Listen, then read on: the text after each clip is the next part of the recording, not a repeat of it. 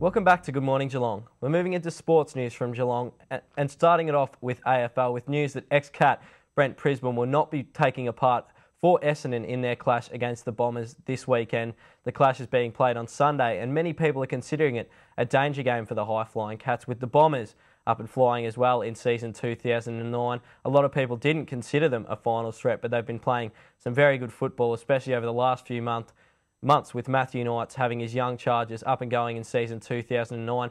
Prisburn was considered an outside chance to make his debut for the Bombers against his new club after being traded by the Cats for pick 39 in last year's draft. The Cats subsequently used that pick to pick up live-wire forward Stephen Motlop, who is currently out with injury. Prisburn has currently played 2 games at VFL level since having that knee reconstruction in last September, which ruled him out of the Cats' finals campaign. In other news coming from the Cattery, James Bartel has accepted a reprimand but will carry over 88 points at the AFL Tribunal for tripping in the Cats' very tight win last weekend over the Western Bulldogs. And Brad Ottens, the Cats' star ruckman, still looks like he's 3 or 4 weeks away, with Paul Chapman set to miss 1 to 2 weeks with that finger injury that he sustained in the win over the Western Bulldogs. Moving on to cycling news, where Lee Howard has continued his dominance over in the Tour of Japan, winning 3 stages. That's a race that's considered by many to be on a par with the Tour of Ireland, which are both considered understudies to the Tour de France, something that Lee Howard has set his sights on tackling in the next few years. Lee Howard's coach actually had to play down expectations of his young Chargers' ambitions during the week, but it appears the sky's the limit for the young star as he continues to push for a professional contract, and he really is impressing over there in Japan at the moment, winning those 3 stages. July 24th has been earmarked as the day that racing action will return to the Geelong racecourse. The track was controversially closed last month, but track officials hope that it will now be raced on every fortnight in the lead up to this year's Geelong Cup, which is being held on October 24th. In Supercats action, the Supercats ended their 6-game winning streak last weekend with a loss to the high-flying Frankston in the Seabull Basketball League. Frankston remained top of the table and undefeated after the result. Nathan Herbert was the top scorer for the Supercats, finishing with 33 points, and he will be hoping that he can continue that form when the Supercats take on the Albury-Wodonga Bandits tonight at the arena. In TAC Cup news, the Geelong Falcons remain unbeaten and they continue to shine without their Victorian country stars after defeating the Oakleigh Chargers last weekend. The highly rated Chargers were no match for a tenacious Falcon side, which featured debutants Josh Walker, David Peel and Jai Thompson. After the game, Falcons coach Gary Hocking praised his young Chargers for accepting the Falcon structures so well.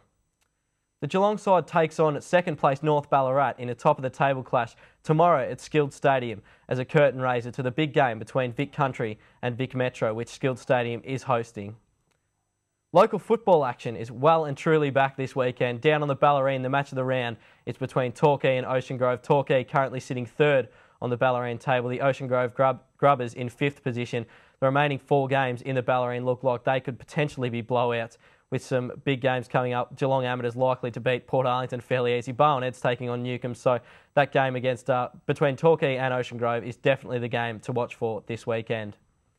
In the Geelong Football League, the Grovedale Tigers take on the Leopold Lions in a battle which could see one of those clubs become the king of the jungle. The Leopold Lions have been playing very well and have put a number of sides to the sword this season. Aaron Greaves doing good things out there at Leopold, but you can never rule out Grovedale. They started the GFL season extremely well, and despite going down to South Barwon in a very heavy loss just before the break in the split round in the Geelong Football League last weekend, both of those sides have had a week off, so we'll be very interested to see which of those sides comes up and is buoyant for a victory this weekend in the Geelong Football League.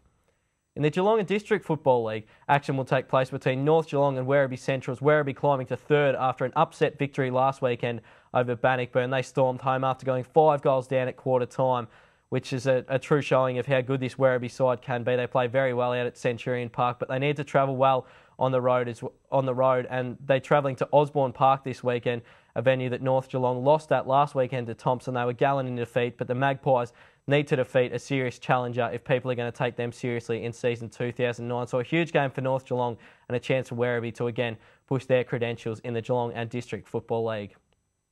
In local soccer fixtures this weekend, top of the table Surf Coast host the Brunswick Zebras in Provincial League 3 action. Bell Park are away to the North City Lions. North Geelong host Thomastown at Alco Park. The Geelong Rangers are away to Keilor Park.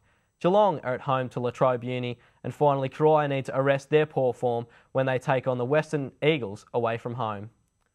Finally, in cricket news, Geelong star batsman and Premier League star Aaron Finch has started his time in England extremely well, smashing 75 from 55 balls in his side Clifton Alliance's win.